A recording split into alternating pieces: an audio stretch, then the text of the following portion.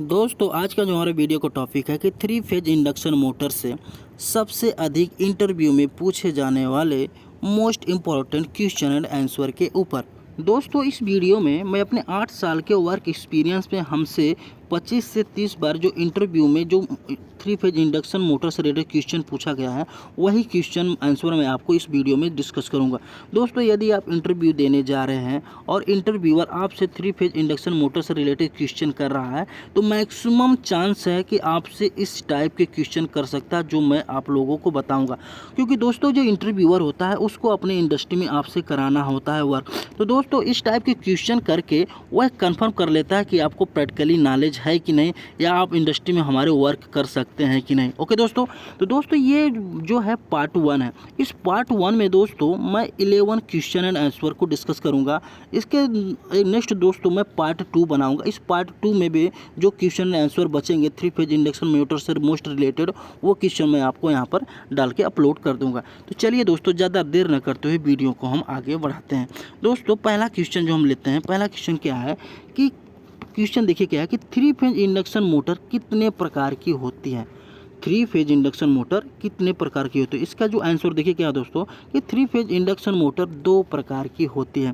पहला जो होता है दोस्तों स्क्वायरल केज इंडक्शन मोटर और दूसरा जो मोटर हमारी होती है दोस्तों वाउंड रोटर या slip ring induction motor. Okay दोस्तों, ये था पहला क्वेश्चन। चलिए दूसरा क्वेश्चन देखते हैं। दूसरा क्वेश्चन क्या है दोस्तों कि मोटर को, बात यहाँ समझिएगा कि मोटर जो है मोटर को स्टार कनेक्शन में सप्लाई लाइन से अधिक करंट लेती है या डेल्टा कनेक्शन में लेती है। कहने का मतलब दोस्तों यदि किसी मोटर को हम स्टार में कनेक्शन करके चला रहे हैं तो वह मोटर जो सप्लाई हमारी होती है उस सप्लाई लाइन से अधिक करंट ड्रॉ करेगी, या उस मोटर को हम जब डेल्टा में कनेक्ट करके चलाएंगे तब हमारी मोटर सप्लाई लाइन से अधिक करंट ड्रॉ करेगी। तो दोस्तों इसका जो जवाब है, देखिए इसका जवाब है कि स्टार कनेक्शन में अधिक करंट लेती है। ओके, जब मोटर को हम स्टार कनेक्शन में कनेक्ट करके चलाएंगे तो यह सप्लाई लाइन से अधिक करंट ड्रॉ करेगी। चलिए दोस्तों ये हो गया क्वेश्चन नंबर 2। अब क्वेश्चन नंबर 3 देख लेते हैं। क्वेश्चन नंबर 3 क्या है दोस्तों, ये क्वेश्चन नंबर जो 3 है दोस्तों बहुत ही मोस्ट इंपॉर्टेंट, क्योंकि एक क्वेश्चन तो आपसे 100% पूछ ही लिया जाएगा। क्या क्वेश्चन कि मोटर में IR जिसको कहते हैं इंसुलेशन रेजिस्टेंस टेस्ट क्यों किया जाता है। कहने का मतलब मोटर है उस मोटर में हम IR टेस्ट क्यों करते हैं। तो इसका आंसर देखिए दोस्तों बहुत ही खूबसूरत है। देखिए क्या समझिएगा कि मोटर में IR टेस्ट मोटर की वाइंडिंग का हेल्थ टेस्ट भी कहा जाता है। मतलब मोटर की IR टेस्ट को हम मोटर की वाइंडिंग का हेल्थ टेस्ट भी कहते हैं। IR टेस्ट मोटर की वाइंडिंग एंड बॉडी, मोटर की जो वाइंडिंग है और उसकी जो बॉडी है उसके बीच में IR टेस्ट वैल्यू से निर्धारित किया जाता है कि मोटर नॉर्मल ऑपरेशन के लिए उपयुक्त है कि नहीं। कहने का मतलब दोस्तों जब हम IR टेस्ट करते हैं तो IR टेस्ट में जो IR वैल्यू हमको मिलता है उस IR वैल्यू से हम ये कंफर्म कर ले जाते हैं कि इस मोटर को हम नॉर्मल ऑपरेशन के लिए ले सकते हैं कि नहीं, नॉर्मल ऑपरेशन में चला सकते हैं नहीं। ओके दोस्तों, चलिए अगला क्वेश्चन देखते हैं। अगला क्वेश्चन क्या है दोस्तों कि हमारी जो थ्री फेज की इंडक्शन मोटर होती है उसकी जो minimum IR value insulation resistance value कितनी होनी चाहिए। ओके दोस्तों ये जो क्वेश्चन है ना थोड़ा सा कन्फ्यूजन भरा हो सकता है, क्योंकि आप लोग अगर ये इंडस्ट्री में नए वर्क करने जा रहे हैं तो आप लोग थियोरेटिकल में ये वाला क्वेश्चन आप लोग जरूर पढ़े होंगे, तो मैं इसको प्रैक्टिकली आपको नॉलेज दूंगा तो आप लोग कंफ्यूज मत होइएगा। दोस्तों एग्जांपल के तौर पे मान लीजिए यहाँ पर एक मोटर है। ओके, और वो एक मोटर हम उसके बाजू में ले लिए और इस मोटर की जो कैपेसिटी है, जो रेंज है, इसका जो वोल्टेज रेडियस सेम है। मान लीजिए इस मोटर का हम अगर मेजर किए इस मोटर का जो IR वैल्यू मान लीजिए 1.5 मेगा ओम आया। ओके 1.5 होगा, और दूसरी जो मोटर है इसका हम मिला हमको 2.0 मेगा ओम। ओके दोस्तों, अब एज पर रूल अगर मान लीजिए हम ये कहें कि हमारी दोनों मोटर का नॉर्मल ऑपरेशन में चलनी चाहिए। ओके, तो मान लीजिए अगर जब हम इस मोटर को नॉर्मल ऑपरेशन में चला रहे हैं तो यह मोटर हमारी नॉर्मल ऑपरेशन में चल रही है, ट्रिप नहीं हुई। ओके, अब दूसरी मोटर दोस्तों अगर मान लीजिए हम चलाएं तो यह मोटर हमारी ट्रिप हो जा रही है, ग्राउंड हो जा रही है। तो दोस्तों यहाँ पे एक कन्फ्यूजन निकल के आता है कि मान लीजिए अगर 1.5 मेगा ओम वाली मोटर चल रही है, 2.0 मेगा ओम वाली मोटर नहीं चल रही है, तो ऐसा क्यों हो रहा है। तो दोस्तों इसी कन्फ्यूजन को दूर करने के लिए जो IEEE ने एक नया अपडेटेड रूल निकाला। उस अपडेटेड रूल के अनुसार इसने क्या बताया कि एज पर IEEE 43/1974 2000 के अनुसार यदि कोई LT मोटर है जो 1 kV वोल्ट के अंडर में आती है, जो या 1 kV वोल्ट के नीचे है, तो उसका मिनिमम जो IR वैल्यू 5 मेगा ओम होना ही चाहिए। ओके, तो उस मोटर को हम नॉर्मल ऑपरेशन के लिए ले सकते हैं। ओके दोस्तों, लेकिन दोस्तों आप लोग देखेंगे जो हमारी इंडस्ट्री होती है, उस इंडस्ट्री में आप देखेंगे कि जैसे 2 मेगा ओम या 3 मेगा ओम या 1 मेगा ओम या 1.5 मेगा ओम वाली मोटर भी नॉर्मल ऑपरेशन में लेते हैं। तो दोस्तों तो उसमें क्या होता है कि कुछ मोटरें होती हैं तो जो नॉर्मल ऑपरेशन लेने से चलती है, लेकिन कुछ मोटरें होती हैं जो नॉर्मल ऑपरेशन लेने से ट्रिप हो जाती है। तो उसी कंक्लूजन को दूर करने के लिए हमारे जो IEEE ने ऐसा नियम उन्होंने निकाला।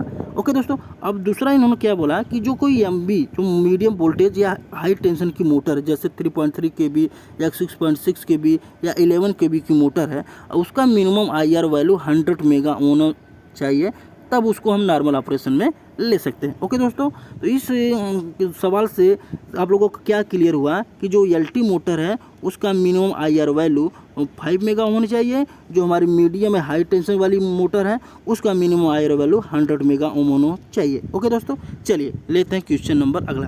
क्वेश्चन नंबर अगला क्या है दोस्तों? क्वेश्चन नंबर 5 कि मोटर को स्टार्ट करते ही मेन ब्रेकर ट्रिप हो जा रहा है, क्या कारण हो सकता है? कहने का मतलब दोस्तों, हम जब मोटर को स्टार्ट कर रहे हैं उसी दौरान तुरंत ही हमारा जो मेन ब्रेकर ट्रिप हो जा रहा है, तो उसका क्या कारण हो सकते हैं? तो दोस्तों इसका आंसर देखिए, बहुत ही खूबसूरत आंसर है ये दोस्तों। मैं आप लोगों को सिर्फ प्रैक्टिकली नॉलेज दे रहा हूँ। ओके, ये है प्रैक्टिकली नॉलेज। इस प्रैक्टिकल नॉलेज का जो क्वेश्चन है, अगर इंटरव्यूअर आपसे इस टाइप का क्वेश्चन कर रहा है तो वो कंफर्म कर सकता है कि आपको प्रैक्टिकली नॉलेज है। दोस्तों पहला क्या है कि इसके 2 कारण हो सकते हैं। यदि मोटर का अगर ब्रेकर तुरंत ट्रिप हो रहा है, उसको ऑन करते हैं, इसके 2 कारण। पहला कारण क्या हो सकता है कि मोटर ग्राउंड हो गई है। ओके, मोटर की जो वाइंडिंग है वो ग्राउंड हो गई है। दूसरा कारण हो सकता है दोस्तों कि मोटर का रोटर जाम है। ओके, अगर ये दोनों का कारण है तो मोटर का ब्रेकर तुरंत ट्रिप हो जाएगा। ओके दोस्तों, चलिए अगला क्वेश्चन देखते हैं। अगला क्वेश्चन क्या है कि मोटर को स्टार्ट करते ही फ्यूज जल जा रहा है, या जिसे हम कहते हैं उड़ जा रहा है, तो क्या क्या कारण हो सकते हैं? ओके दोस्तों, अगर मान लो मोटर का फीडर है, अगर उस फीडर में फ्यूज लगा है, ओके, अगर उस मोटर में फ्यूज लगा है कि उस फीडर के, तो उस फीडर में अगर हम फ्यूज लगा है, अगर उस मोटर को हम फीडर से ऑन कर रहे हैं, जैसे ही ऑन कर रहे हैं तो मोटर का जो फ्यूज है उड़ जा रहा है। तो इसके क्या क्या कारण हो सकते हैं? चलिए इसको देख लेते हैं। इसका कारण क्या दोस्तों कि अगर फ्यूज की रेटिंग सही नहीं है तब भी फ्यूज उड़ जाएगा। ओके, कहने का मतलब अगर 15 एम्पियर का फ्यूज चाहिए, अगर हम 10 एम्पियर का लगा दिए हैं तब भी फ्यूज हमारा तुरंत उड़ जाएगा। और दूसरा कारण क्या दोस्तों कि मोटर अगर शॉर्ट सर्किट है, अगर मोटर शॉर्ट सर्किट तभी हमारा फ्यूज उड़ जाएगा। और तीसरा कारण क्या दोस्तों कि मोटर अगर ग्राउंड है या मोटर का अगर रोटर जाम है तभी फ्यूज तुरंत उड़ जाएगा। ओके दोस्तों, चलिए अगला क्वेश्चन देखते हैं। अगला क्वेश्चन क्या है कि दोस्तों ये जो क्वेश्चन है अभी बहुत टॉप लेवल में क्वेश्चन चल रहा है, क्योंकि जो मोटर की IR टेस्ट के बाद ये दूसरा जो क्वेश्चन है मोटर की PI टेस्ट बहुत टॉप लेवल में चल रहा है, क्योंकि यह क्वेश्चन बहुत ही अभी पूछा जा रहा है। तो दोस्तों इसका क्वेश्चन क्या है कि मोटर में PI टेस्ट क्या होता है? चलिए इसको समझ लेते हैं दोस्तों। मोटर में जो PI टेस्ट को पोलराइजेशन इंडेक्स टेस्ट कहा जाता है। मुख्यतः मोटर वाइंडिंग के अंदर नमी मीन्स मॉइस्चर को पता लगाने के लिए PI टेस्ट किया जाता है। यदि PI टेस्ट करते समय IR का 10 मिनट वैल्यू और IR का 1 मिनट वैल्यू में अधिक अंतर नहीं होता, तो जिसके कारण PI वैल्यू का मान मिनिमम वैल्यू से कम आ रहा है, तो यह कन्फर्म कर लिया जाता है कि मोटर की बाइंडिंग के अंदर नमी है।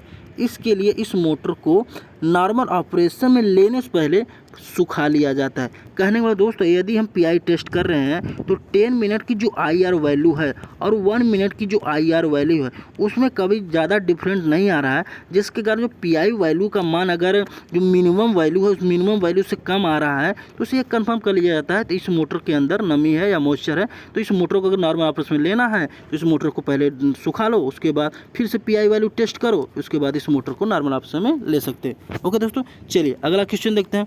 अगला क्वेश्चन क्या है कि PI टेस्ट का कैलकुलेशन कैसे किया जाता है? यदि PI टेस्ट हमको कैलकुलेशन करना है तो कैसे करेंगे? तो इसका आंसर देखो क्या दोस्तों, PI test value equal to 10 minute का IR टेस्ट वैल्यू। ओके, अगर 10 मिनट का जो IR टेस्ट करे उसका जो वैल्यू आ रहा है वो, उसके बाद डिवाइडेड बाई 1 मिनट का IR टेस्ट वैल्यू। ओके, करने के बाद 10 मिनट का IR वैल्यू जितना रहे उसको ऊपर लिखें, उसके बाद 1 मिनट का IR वैल्यू जितना रहे उसको नीचे लिखेंगे, उसके बाद जिसको हम सॉल्व करेंगे जो वैल्यू आएगी वह होगी हमारी PI वैल्यू। ओके दोस्तों, चलिए अगला क्वेश्चन देखते हैं।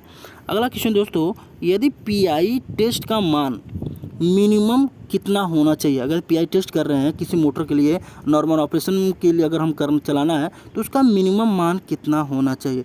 ओके दोस्तों, इसका जो मिनिमम मान होता है दोस्तों 2.0 से कम नहीं होना चाहिए। 2.0 तो होना ही चाहिए अगर उसको हम नॉर्मल ऑपरेशन में ले रहे हैं तो। यदि 2.0 से कम हो रहा है तो इसका मतलब यह है मोटर को नॉर्मल ऑपरेशन में नहीं ले सकते, इस मोटर के अंदर मॉइस्चर है या नमी है। ओके दोस्तों, चलिए अगला क्वेश्चन देखते हैं। अगला क्वेश्चन दोस्तों क्या है, क्वेश्चन नंबर 10 कि LT मोटर जो 415 वोल्ट रेटेड मोटर है को मेजर करते समय मोटर की वाइंडिंग में कितना वोल्टेज अप्लाई करना चाहिए। जो मेजर है उस मेजर से मोटर की वाइंडिंग में कितना वोल्टेज अप्लाई कर सकते हैं। तो इसका दोस्तों जवाब क्या है कि 500 वोल्ट DC हम अप्लाई कर सकते हैं। चलिए अगला क्वेश्चन दोस्तों, अगला क्वेश्चन क्या है, क्वेश्चन नंबर 11 है कि यदि मेजर से DC voltage 415 volt rated motor को मेजर करते समय 1000 वोल्ट अप्लाई कर दे तो क्या होगा।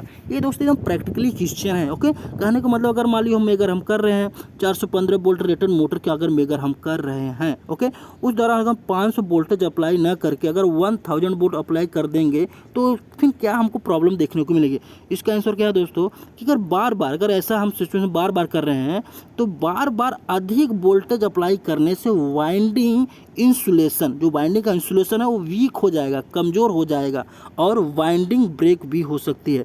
मतलब एक तो पहला प्रॉब्लम क्या होगा कि अधिक वोल्टेज अप्लाई करेंगे तो वाइंडिंग का इंसुलेशन वीक हो जाएगा और दूसरा सिचुएशन ये हो सकता है कि वाइंडिंग ब्रेक भी हो सकती है। ओके दोस्तों, तो दोस्तों ये थे टोटल 11 मोस्ट इंपॉर्टेंट क्वेश्चन, ये पार्ट 1 है। ओके, इसके पार्ट 2 में भी इसके मोस्ट इंपॉर्टेंट क्वेश्चन को हम अपलोड कर देंगे। तो दोस्तों यदि ये वीडियो आप लोग को अच्छा लगा हो, अगर अच्छा लगा है तो इसको लाइक ज़रूर कीजिएगा। ओके, और यदि आप चैनल पर नए विजिट किए हैं और आपको ऐसा रियलाइज़ हो रहा है कि यह चैनल आपके लिए हेल्पफुल है तो चैनल को आप लोग सब्सक्राइब भी कर लीजिए। ओके दोस्तों आज के लिए बस इतना ही, मिलते हैं नेक्स्ट वीडियो में, तब तक के लिए धन्यवाद, जय हिंद।